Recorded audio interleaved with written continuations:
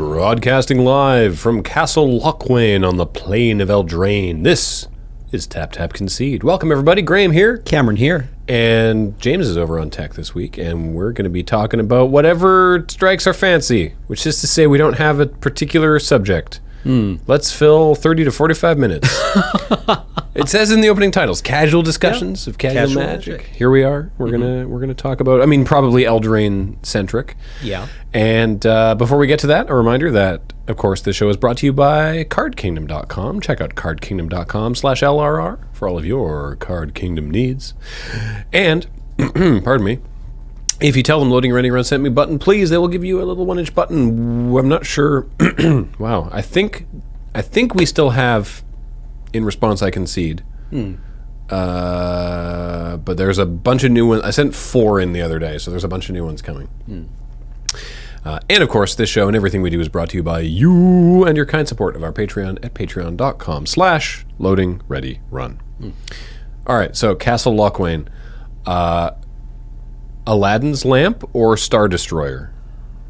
I see Aladdin's Lamp, TBH. The Star Destroyer, Because I guess I can see it. there was a thread on the subreddit postulating, yeah, that's the right word, that the inspirations for the cycle of castles. Okay. And they theorized that Castle Lockmere was a Star Destroyer, though many people were like, I'm pretty sure it's supposed to be a lamp.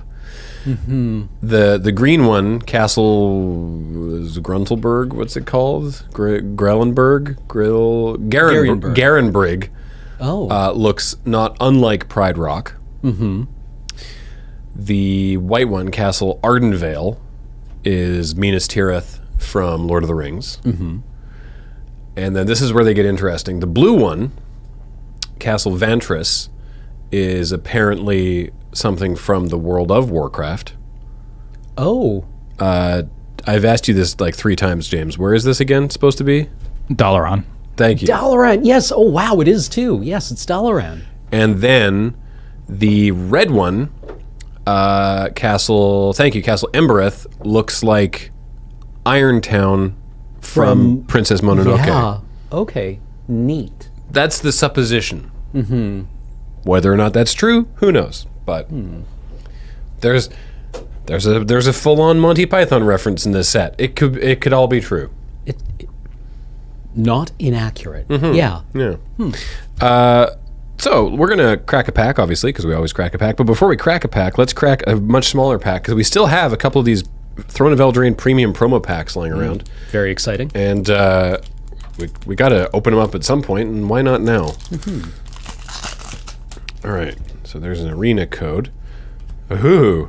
We have a foil Doom Whisperer. Wait, why am I expecting the card recognizer to know that? It's a foil Doom Whisperer, so it's the 3 black 6/6 flying trample Nightmare Demon from Ravnica Allegiance? Guilds of Ravnica, with pay 2 life to surveil 2. Foil with the stamp. And then the promo border Inspiring Veteran, which is the red, white, 2/2 human knight, and other knights get +1/+1 with it's the cool promo border. Very handsome. I don't know if you have, you do have that on the overlay. Lovely. And a foil Fae of Wishes, which is 1 and a blue for a 1/4 fairy wizard with flying for 1 and a blue, and discard 2 cards, return Fae of Wishes to its owner's hand. And it has the adventure Granted for 3 and a blue sorcery. You may choose a non-creature card you own from outside the game, reveal it, and put it into your hand. So it's a wish with a fairy attached to it for later. This is actually, I love the art on that card with the leaves for wings, the maple leaves for wings. Yeah, that's really, really pretty. I like that a lot. Okay, what are we going to do regular pack-wise? All right, let's find out. Roll the big D20. 4. 1, 2, 3, 4. It's Alara Reborn. Ooh, why all not? gold.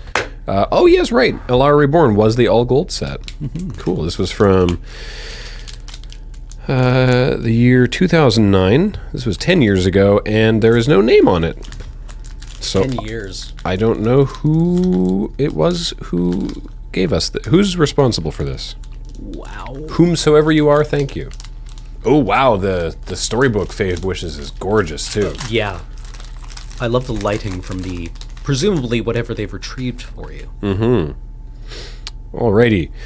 First up, Mist Vein Border Post. Border Posts were an excellent cycle. There we go. Of fixing cards. I love just visually that it's between the two. It literally is a border post between two shards. Like it's between, I guess, Esper and Grixis. Yes. Yeah. It's very veiny. So 1 blue-black for an artifact. So it's a color artifact. You may pay 1 and return a basic land you control to its owner's hand rather than pay Mistvein Border Post's mana cost. It comes into play tapped, and you can tap it for blue or black. I really enjoy that in Esper, lightning goes straight. Oh yeah, with their weird clouds. I hadn't even thought of that. That is cool. Everything's very orderly over in Esper, I guess.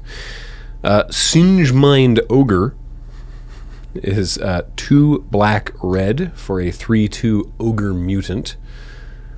And when Singe Mind Ogre comes into play, target player reveals a card at random from his or her hand and then loses life equal to that card's converted mana cost. Sure. Okay, yeah. People are probably playing some greedy stuff here. Maybe you happen to get them. Sangrite Backlash is a Golgari and a red for a creature enchantment, and the enchanted creature gets +3/-3. So it's a black-green hybrid and a red. So it can be black-red or green-red. I enjoyed these cards. I thought this was a really interesting way to use the hybrid mana symbols in the all-gold set. So Gorger Worm, which is to say it's the mechanic at common. It's 3 red green for a 5/5 creature worm with Devour 1. So Devour sure is. was, as it comes into play, you may sacrifice any number of creatures, and this creature comes into play with that many +1/+1 counters on it.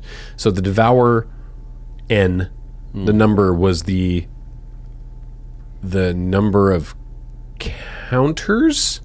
Yeah. Like Devour 2 would be sack any number of creatures, and then you get 2 +1/+1 counters. Yeah. Okay. All right. No evasion on this. No. The Cycle of Blades. This is the Naya Hush Blade. So a Boros and a green for a 2/1 elf rogue. And the way that this worked was I think they're all 2/1s for 2. I think they're all 2/1s for 2. The stats might be different, but they're all 2 mana, and then they all get +1/+1 and something if you control another multicolored permanent. In this case, Naya Hushblade gets +1/+1 and Shroud. So 3/2 with Shroud? pretty good, yeah. For 2? There was like Jund Hackblade, Yeah, and Esper. Oh yeah, Grixis Grimblade. Yeah. Gets +1/+1 at Death Touch. The Hackblade gets haste. Let me see. It was like Esper, like Stormblade or something. What was it? I don't remember. And then, it was Stormblade. Flying. Dang. Yeah, naturally it would get flying. Right. Right. And then Grixis, Jund, Naya, Esper. What am I missing? Bant. Lifelink? Bant Or Blade. Vigilance? The Bant Blade. What's it called? Bant. Sureblade. Sureblade. First Strike. First Strike, of course. I think the Esper one takes the taco here. I agree. With flying. Next up in this pack, Wildfield Border Post. 1 green white for an artifact. Same alternate casting cost. Pay 1, return a basic land. And it comes into play tapped and taps for green or white. So there you go. Crystallization is a Simic and a white for a creature enchantment. The creature can't attack or block. And if it becomes the target of a spell or ability, exile it. Don't touch it. It's like, okie dokie. Winged Coatl. 1 green blue for a 1/1 snake with flash, flying, and death touch. Doomblade. It's so simple. It's the all singing, all dancing all flying snake. Oh, hey, it's gemmed Hackblade. Mm-hmm. We got that in the pack as well. Igneous Pouncer, 4 black-red for a 5/1 haste with swamp cycling or mountain cycling. So you can pay 2 to go looking for a swamp or a mountain. This coming tearing through an Esper Plains. Mm-hmm. Marrow Chomper. 3 black-green for a 3/3 zombie lizard with Devour 2. And when it comes into play, you gain 2 life for each creature it devoured. Not bad. So Devour 2, it comes into play with twice that many +1/+1 counters, which is an interesting way of templating it. But yeah, so you get two counters for every creature you devour. You also gain 2 life on this one. Marisi's Twin Claws, 2 Boros and a green for a 2/4 cat warrior with double strike. Okay. Nice. Yeah. Double negative is blue, red for an instant. Counter up to 2 target spells. Weird. Why have I never seen that in Commander? Yeah. That seems like it would be great. It's like, I do this. Well, in response, I do this. Well, me, a third person. Who is unaffected by either of those things, but wishes to also participate. Yeah. And our rare is, in fact, a mythic that I am unfamiliar with. It is Defiler of Souls.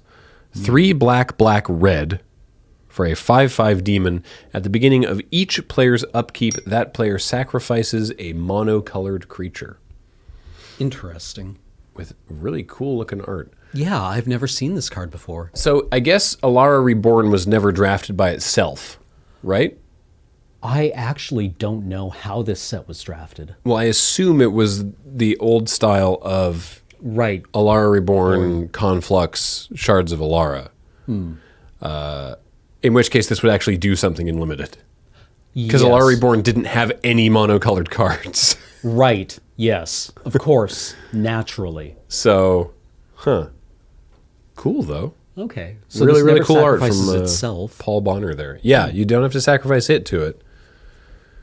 I don't know what I would I mean, I guess I would just take the Defiler of Souls. Yeah.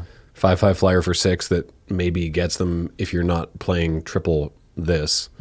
Otherwise, gosh, I don't know. Marrow Chomper, I guess, because it's only in 2 colors. Although Marisi's Twin Claws is, you could be, because one of the pips is hybrid, you could go a couple directions.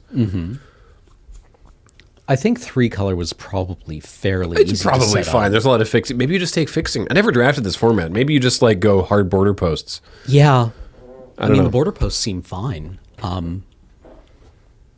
Boy, you know what set doesn't have a lot of fixing at all? No. Throne of Eldraine. No, yes, accurate. It's got the rare fetch land. Oh yeah, it does. Yeah. And then it's got the egg. The egg, the goose. the scarecrow, and Rosethorn Acolyte. I think that's it. That feels like it. Yeah. To that end, how often are you running those quad pip uncommon creatures in Limited? Have you done much Limited? A little bit. I've done a couple of sealed events, and those things are so... I mean... If you're not just naturally in those colors, they're pretty hard. I've noticed it seems easier to put together a monocolored deck, at least on Arena in this format. I haven't faced a monocolored deck. Really? I thought I was at one point, and then they played an island, and I was like, oh, I guess they're Nimir. Okay. I think they were very heavy black, but yeah, I mean, in sealed, it's a lot harder because you have no idea what you're going to open. Like I think I've always been 2 colored and sealed, and I never would have opened enough to do that. By the way, I'm almost always in black. Black is like bacon to a pie is a very hard card to deal with. It's just the best removal spell in the set. Also, oddly, the 3 mana hand attack spell that can put something that's on an adventure into the graveyard, occasionally a really handy 2-for-1. Yeah, Memory Theft is I think I wasn't sure, but I think you should definitely be running Memory Theft and sealed. Yeah. Because I've got them with when they've done like the Reaper, the Spectre that makes you discard, or I mean, even just little things like even the Rosethorn Acolyte or whatever, just being able to, like probably if they're gonna do it, probably by turn 3 or 4, They probably have something on an adventure. Even just getting the 3/3 with vigilance in white after the lonesome unicorn. Yes, Even just yeah. getting the unicorn after they make their knight. That's not nothing. Yeah, no, like also this well, Adam was saying that this set is so heavy on combat tricks that just the information, even if you're 1-for-1ing with this card, knowing what they have in hand is unusually important in Eldraine. What was I saying? Oh yes, right. So almost always black in my sealed decks, as it turns out, and it's I have not in sealed. Again, this is I'm only talking about sealed. I've wanted desperately to put together the blue-red draw a second card deck. Right. Yes. Excuse me. And just doesn't come together in sealed. I've never, not for me anyway, I've never gotten, like, I'll get 2 or 3 enablers and like 1 payoff. It's like, I'm not going to make a mediocre deck just because I have 1 Fairy Vandal. Yeah. You know? I think that's going to have to be drafted. And I can't wait to do it, but I'm not there yet.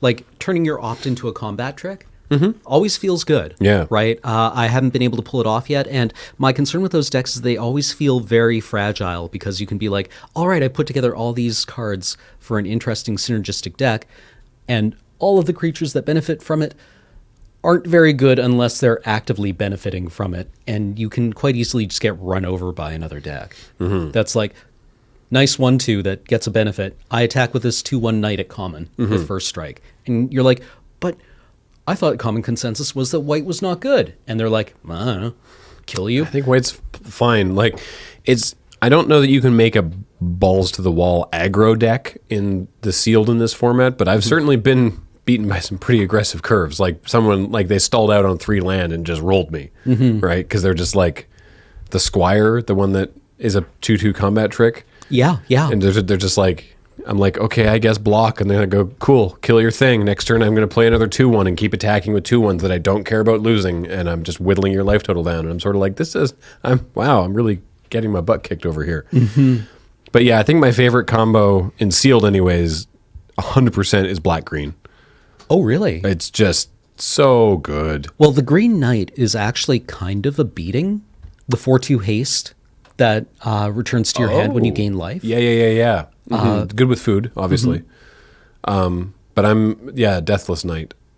Not even with that. I'm just thinking of, like, speaking of 4-drops, just the Feral Witchstalker is like, as it's a premier common. 4/4 trample for 4, and you get a food. Yeah. It's just like this does so much.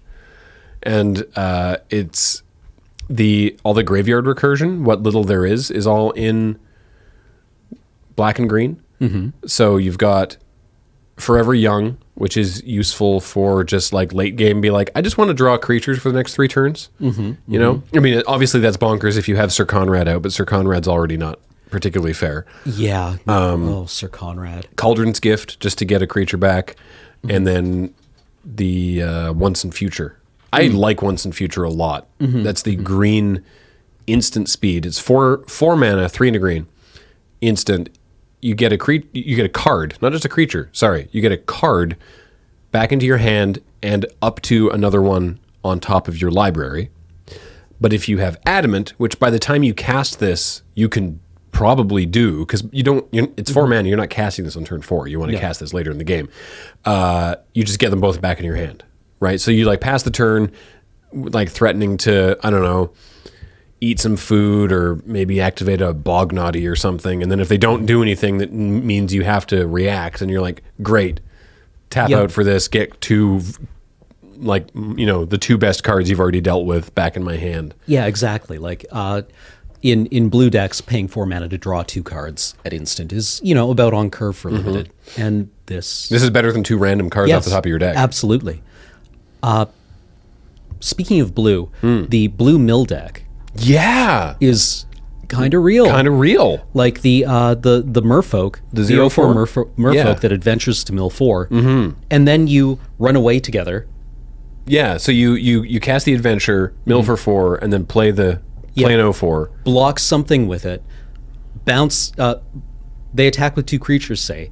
You block the big one, bounce your merfolk and the opponent's other creature, and then you mill them again, and play this terrible blocker. That seems. Yeah, Adam was saying actually again. He's done a lot of sealed. He was saying that the mill deck is a real thing that can happen. Yeah. Especially because games can go a bit long. I was really concerned that food would lead to a lot of board stalls, and it can. But like the cost on eating food is, I feel, correctly positioned so that it doesn't just like, you're not constantly like gaining 4 life at the end of each turn.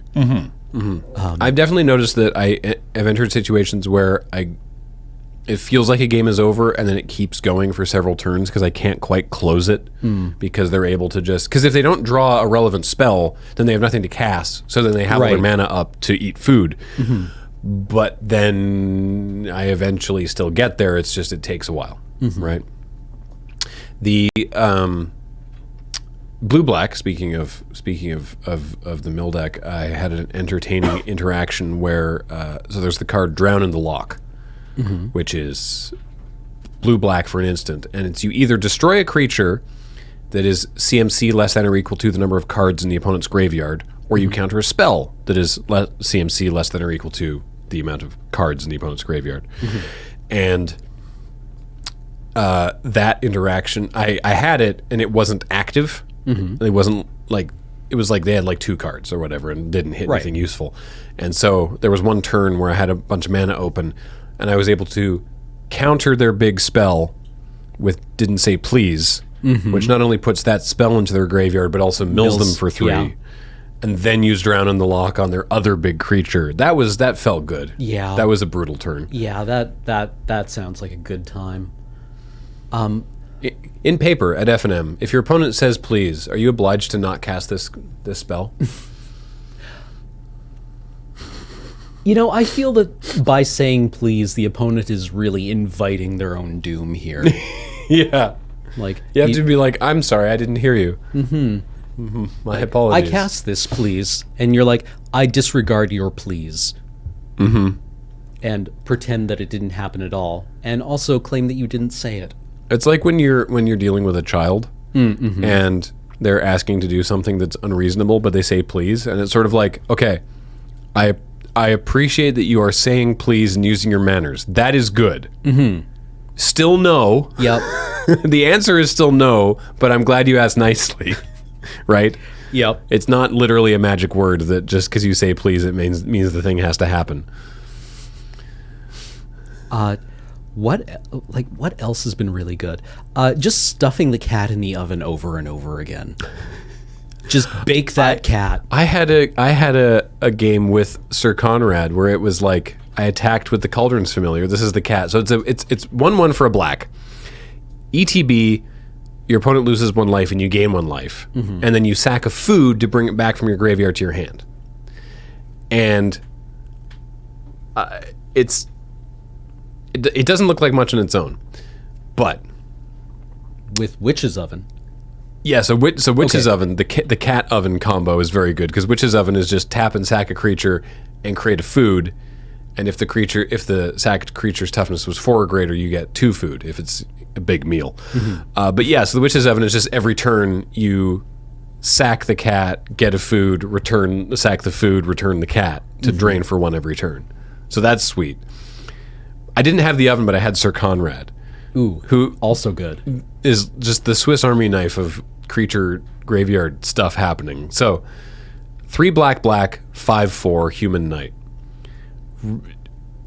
Demoralizing when your opponent casts it because you know you're in for a rough time. So if any other creature dies, or if any other creature is put into a graveyard from anywhere other than the battlefield, so like being milled, or if a creature leaves your graveyard, Sir Conrad deals 1 damage to each opponent.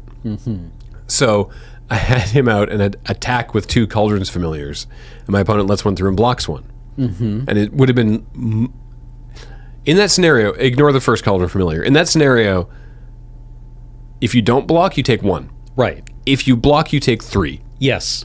Because the Familiar dies, that's a trigger. Then I sack a food, bring it back. A creature leaves my graveyard, that's a trigger. The Cauldron's Familiar has his own trigger. Yes. So it's just like, yeah. And I've won games where it's just sort of like, well, my opponent's at 5. I just stopped casting spells now. Now I just pass the turn. This is right. This is with Sir Conrad.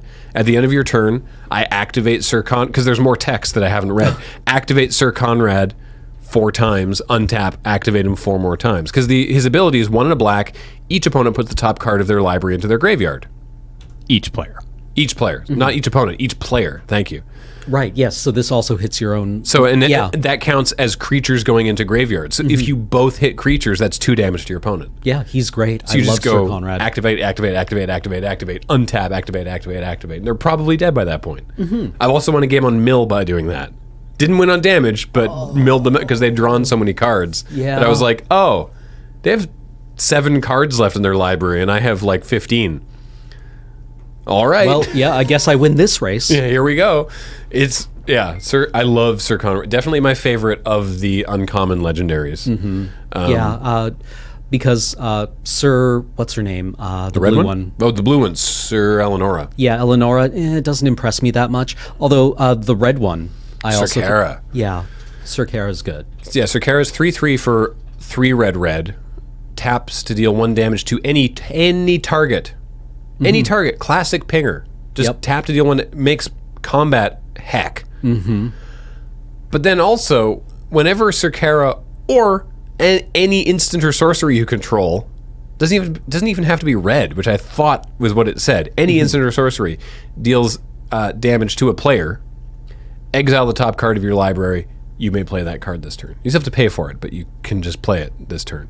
It's just very good. Yeah. No, she's very good. Although I think Sir Conrad probably wins out. I think so. Sir Alan? I guess it says Alan. Is also quite good. The white one, 4/4 first strike for 5. Whenever he attacks, all your other creatures get +1/+1 till end of turn. I know that Adam really enjoys Sir Conrad because his name is just Conrad. Conrad. But this is Alan. Alan? Alan. It's ALIN, but it's still just Alan. Yeah. Big Al. Aline? Medium Al. Medium Al. And then the green one is like a Gruul Beastmaster, which I did win a game with the other day, but is probably the least exciting if I'm being honest. It's 2/2 for 2. Cheap. Sir Farron, the Hengehammer. 2/2 for 2. Rides a bear. I mean, that's not nothing. So that's cool. Whenever Sir Farron attacks, another target attacking creature gets +X/+X until end of turn where X is Sir Farron's power. They changed it so you can't do the debuff trick. They changed how the rules work. Oh, right. Yeah, so you can't See, in Return to Ravnica block, it wasn't Gruul Beastmaster. It was something Beastmaster. Yeah. Because Gruul Beastmaster is the one with Riot from the most recent set, but it was a similar sort of effect. It was rare, and it was whenever it attacks. I think it was all your creatures get +X/+X until end of turn, where X is that creature's power. Right, and there Wild was Beastmaster. Wild Beastmaster. Yeah, so and there was other a blue combat trick that was target creature gets -6/-0 until end of turn. Or 4 or 6, one of those. Yeah. And so the trick was you waited until your opponent swung with Wild Beastmaster, you debuffed her with a combat trick, and it wiped their board. Because it went into the negatives. So Wild Beastmaster was a -5/-5, and so all of their creatures got, the Beastmaster was a -5/1, but the templating is +X/+X, where X is her power. So because the power was -5, they all got -5/-5, and everything died. But they've now changed it that it can't go below 0. It was a legendary play. Yeah, the backbreaking, powerful magic over here in Return to Ravnica block. So we're drafting this tonight, which is we're exciting. recording on Friday, October 4th, when we're going to be. I say we. I'm actually not doing it. Okay. Because I was around last week for Commander. Right. Of course. But yeah, what are you looking to? Sir Conrad. All I want to do is play with Sir Conrad. Right. But Adam's playing tonight too. Oh, right. yeah. So I'm gonna have to fight with Adam for black. Maybe you can just chain buckets together. Yeah. Maybe I take Torbjorn, or whatever his name is. The guy that Tolbran, is that his name? Toblerone. Tolbran buds. Torbran, Throne of Redfell. 1 triple red for a red Thane, sorry. For a rare 2/4 Dwarf Noble, if a red source you control would deal damage to an opponent or a permanent an opponent controls, it deals that much damage +2 instead. Combos very well with the Trebuchet. It also combos really well with, what is it, Iron... the 1/4 that lightning bolts whenever you draw a second spell per turn. Oh, the 04 Iron Crag Pyromancer. Is that it? Iron Crag Pyromancer. Is it Iron Crag? That sounds right. Iron something Pyromancer. Iron. Iron, yes. Ah, the way Beej pronounces it. Iron Crag. Yeah. Yeah, she's amazing. Yeah, I've definitely lost games to that because it's just like, okay, I just get to blow your stuff up. Because I completely, when we were building our decks for the sealed at the PPR, this wouldn't have affected my build because I didn't have enough cards to make the draw a second card deck work. But for some reason, I always have this blind spot with that deck that, oh, right, on your turn, you've already drawn one. Yes. You only need to draw one card, right? So like Tomb Raider. Tome Raider. Jesus. Tome Raider just is enough to be like, yep. Oh, now all that's online, right? See, what upset me at the pre-release was that I opened the Royal Scions. I opened Iron Crag Pyromancer. Then I had like 2 of the merchants. That's not bad. And that's then it? that was it Oh, for enablers. So I was like, I can't. This is not the critical density that this deck needs. Rough. Because otherwise Iron Crag Pyromancer is just an O2 or an O4, Yeah. right? It just sits there. And maybe that's what I should angle for, is the draw an extra card deck.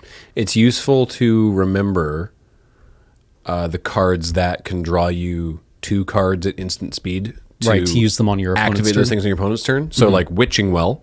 It's 4 mana, but you draw 2 cards off the Witching Well. Yep. And you've already gotten value from scrying. Thrill of Possibility, the instant speed Tormenting Voice.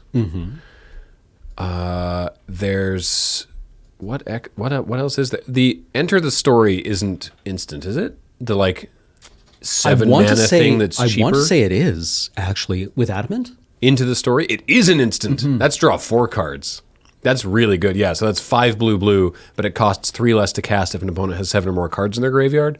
You draw 4 cards. So yeah, definitely bear in mind the cards that will let you trip all those abilities on your opponent's turn, because that's going to be pretty important in that deck that I have yet to draft. So I'm just talking in theory. In theory. And then you set all this up, and then your opponent's just like, bake into a pie Iron Crag Pyromancer. You're like, no, my entire plan, all I can do now is draw cards. I love that I was seeing comments about people talking about how this format was going to be everyone forcing knights.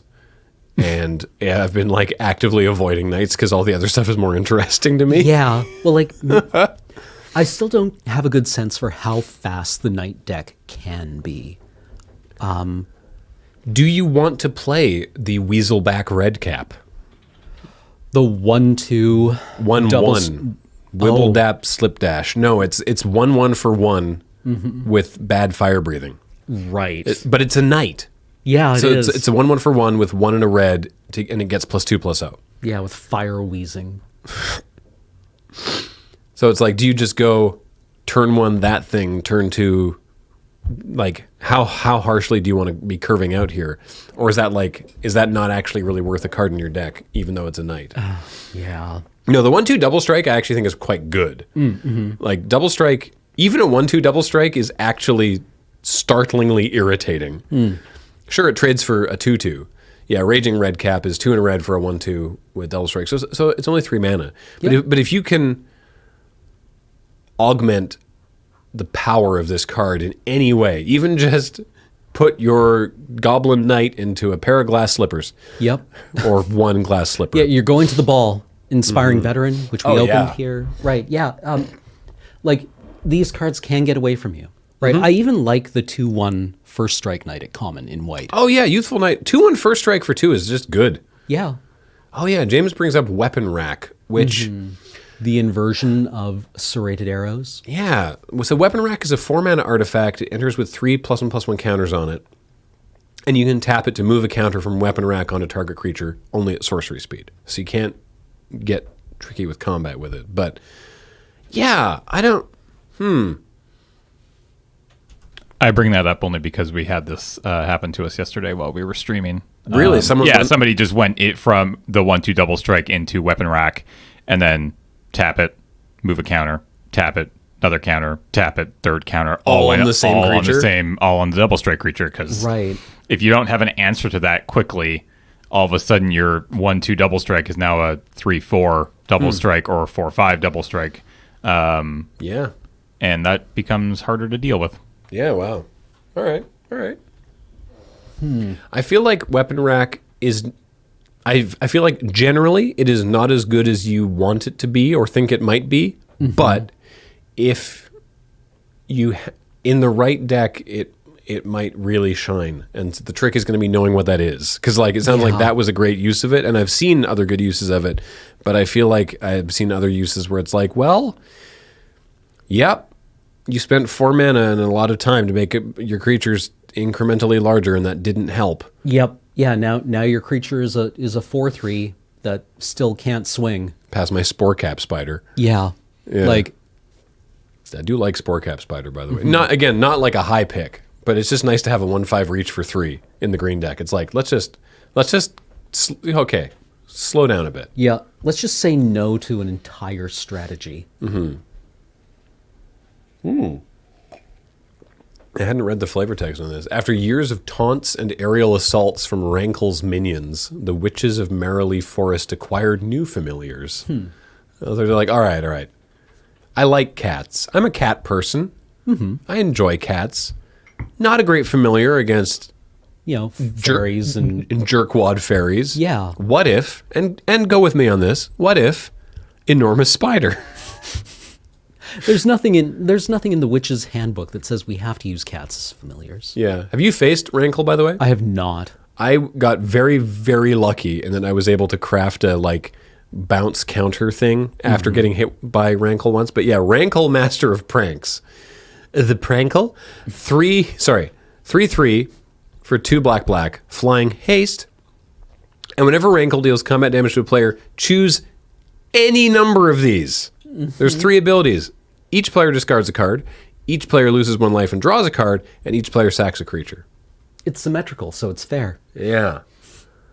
I actually got pretty lucky with it because they had me discard a card but also lose a life and draw a card. So I basically just got to rummage, and then was able to. I put Rankle to sleep. I was like, okay, charmed sleep, just stay there, and then was able to win that one. But yeah, Rankle is a real beating. Let me tell you. One deck I'm actually really curious about is the Auras deck. And I don't know if it's playable because there is the Aura, the white Aura, that gives +1/+1 for each Aura you control. So it's +1/+1 on its own. Equipment and artifact. Right. So I did have a situation where I had the fairy, the 1/1 vigilance, blue-white fairy, and the O-ring. The glass casket. Glass casket. And so I was swinging in for I think I also had a Witching Well. So I was swinging for 5, I think, with this. And then it just kept getting Ice Queened. Like they had 3 Ice Queens. Whoa. So it went on an adventure for a long, long time, and then I died.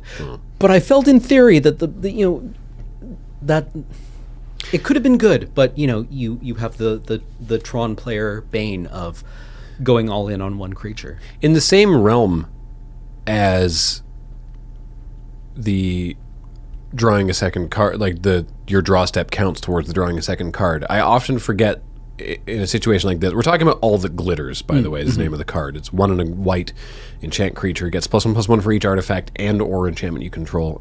It is also an enchantment. So my opponent they had a Witching Well and this, and that's +2/+2.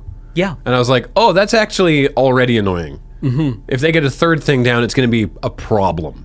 And see, All That Glitters could do work because fundamentally you're still only you are inviting the 2-for-1, but the other auras that you can play don't have to necessarily be on this creature as well. Right? So... Yeah. I mean, that's, speaking of that, Moonlit Scavengers, right? The 4/5 for 6 that Mana War, and something an opponent controls, if you control an artifact or enchantment. Yes.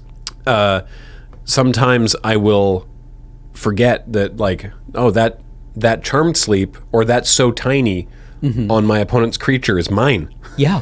I do control an enchantment. Absolutely. Yeah, so I get to actually play this and bounce the thing. And yeah, I did. I won a game against, boy, this card is not fun. The Feasting Troll King? Yeah, that thing is, like, it has a downside, apparently. Does it? So it's 2, maybe the casting cost, 2 green. So 6 mana for a 7/6 with Vigilance and Trample. And when it enters the battlefield, if you cast it from your hand, you get 3 food tokens. That clause is important because it also has an ability, sack 3 food and to return it from your graveyard to the battlefield. You can only do that during your turn. But if you do that, you don't get the 3 food again. So I won a game because my opponent this was the only thing they had to cast. Like, I'd lost the first game to this card.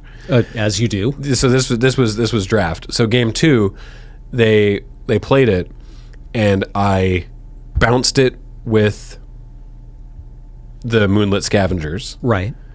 So it goes back to their hand, and this is the only thing they had to cast. And they were on the back foot by that point. So they cast it again, got 3 more food. Now they have 6 food, but if they don't cast the Feasting Troll King, they're going to die. Yes. Then I was able to, I drew another bounce. I drew like Drown in the Lock or something. No, Drown in the Lock doesn't bounce. I drew some other bounce spell. Run away together? Maybe? Yeah, right, yeah. Run away together. So then bounced it again. So at the end of the game, they had Feasting Troll King and 9 food, but they were in this like back foot situation where they couldn't eat the food. They couldn't eat the food because if they ate the food, this thing would die. Anyway, it was. I've definitely had work days like this. Where you're like, I've got all this food and I don't have time. Yeah, like and I wasn't doing hot. It wasn't like I was sitting at 25 or anything. I was low life total as well. So I'm sort of sitting there being like, I guess I'm bouncing Feasting Troll King again. Okay, and I mean, got there, but it didn't feel great. It was very, look, sometimes you have to play to your outs and craft a board state that gives you the best shot of winning, even if it seems really, really bad. And when I said this card had a downside, I was actually thinking about the black troll.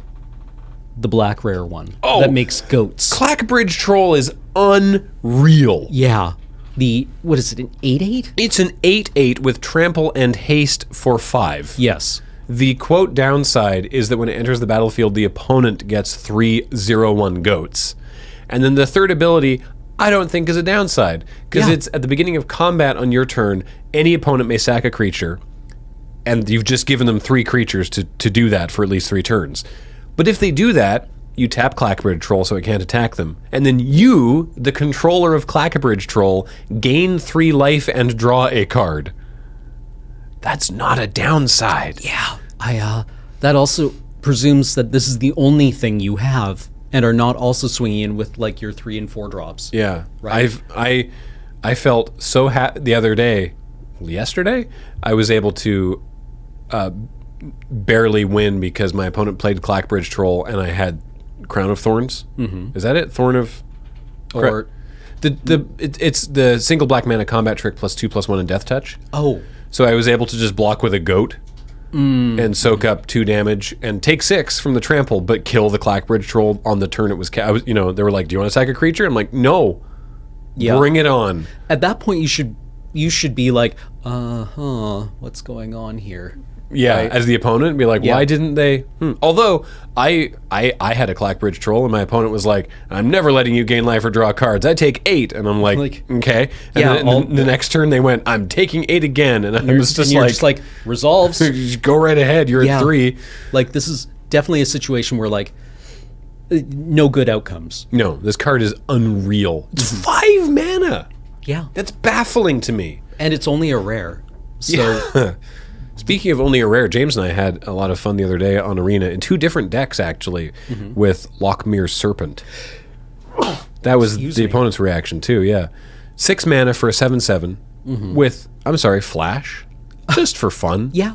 if you want to just really catch someone off guard. Yeah, I love, classic by the way, control finisher. Terrific art from Sam Burley. The glowing eyes under the water. I hadn't noticed initially. Very good. Anyway, so yeah, Nessie's real mad, and for blue and Sack an Island, you can't block it this turn. For black and Sack a Swamp, you gain a life and draw a card. And then for blue black and exile 5 cards from an opponent's graveyard, you return Lockmere Serpent from your graveyard to your hand. You can only do that as a sorcery. Oh no. Yeah, and when I first saw this card, I was like, well, I don't want to sacrifice a bunch of my islands to it. You don't have to sacrifice that many islands to it. No. Right? Like, it's only got to hit probably twice by the time you're casting this. And you've probably gotten to eat one of their larger creatures by them attacking and you going, surprise 7/7, block, untap, hit you for 7, what now? Right? Like it's and then you can draw some cards too. Like, by the time we won a game with this, I think we were down to like 3 or 4 land in one of the games because we were just like, cool, drawing cards, making it not blockable, do. Yeah, all you need to do is keep up the cancel mana, right? Yeah, right. Fundamentally, once you've resolved this. Yeah, then just protect it. Didn't say please. Anyway. I think what I've noticed overall is that... okay, so first of all, the very, very high level, this set is a blast. This is so much fun. But there's so many interesting interactions and gameplay moments that I'm just still discovering that I don't know. Hot take. I think this set's very well designed for limited. I was concerned at first that food would lead to board stalls, and board stalls do happen, but I don't think they're any more common in this format than they are in any other format where you wind up in board stalls not because of necessarily the design, but because both players top deck lands 3 turns in a row, right? That can happen.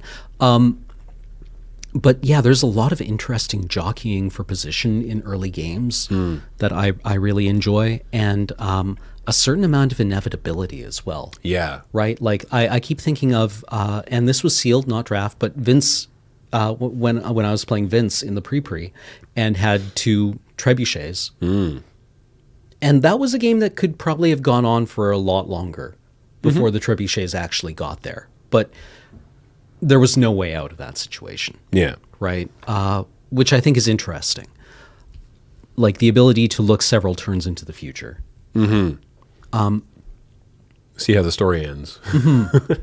But I'm really looking forward to putting together several decks with this set. Yeah, I'm going to draft a lot of this. I'm banking all my gold, so when it comes to ranked draft, I'm going to lose a lot of drafts, I assume. Yeah, presumably, right? I'm going to surf so many decks to the basement of bronze rankings. Yeah, it felt like that last season went by so quickly. I don't know what I really got my rank really dropped because I was in diamond, and so it's like, good, you finished diamond, now you're in gold. And I was like, great, and I never got out of gold, and so they're like, well, down to silver with you. And I'm like, no, why? Oh well. Anyway, I think that'll do it for this week. I don't know what next week's show will be, but coming up in a show in the future soon will be the Throne of Eldraine nicknames episode. We've had some questions about it. We're also working potentially, I shouldn't promise anything actually, potentially on a homegrown solution to not having to use Reddit. But again, no promises. But this time we're using Reddit again with the contest mode. And if you go to lrr.cc/nicknames, that will take you to the TTC nicknames subreddit, which will be populated by Throne of Eldraine cards. And you can submit your own nicknames or upvote nicknames that you like. They will be randomly ordered when you open one of the cards so that you don't get to see, there's less chance of you voting for one just because it's already been voted highly. Perhaps one will have already been voted highly because it's very good, but you won't know that, so you can just upvote whichever ones you like. Or please do submit your own nicknames, and we'll give you a shout-out in the nicknames episode. Until next time, that is going to do it. So a reminder that this show is brought to you by Card Kingdom. Do check out cardkingdom.com/LRR. We work with them because we like them. And of course, we also like you, and this show and everything we do is brought to you by you and your kind support of our Patreon at patreon.com/loadingreadyrun. Thanks everybody for joining us. I've been Graham. I've been Cameron. James is over there on tech. Heather gets these online, and we will talk to you next time. Bye.